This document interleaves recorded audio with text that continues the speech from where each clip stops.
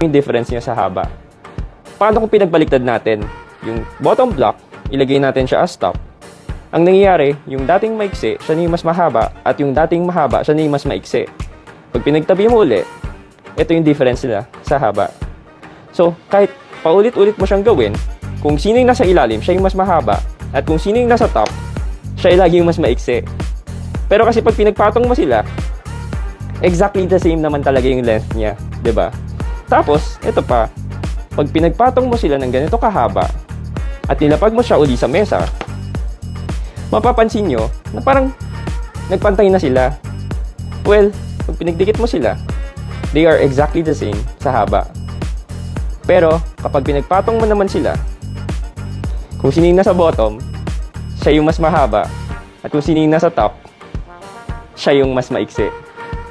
Literal. Ang weird, no?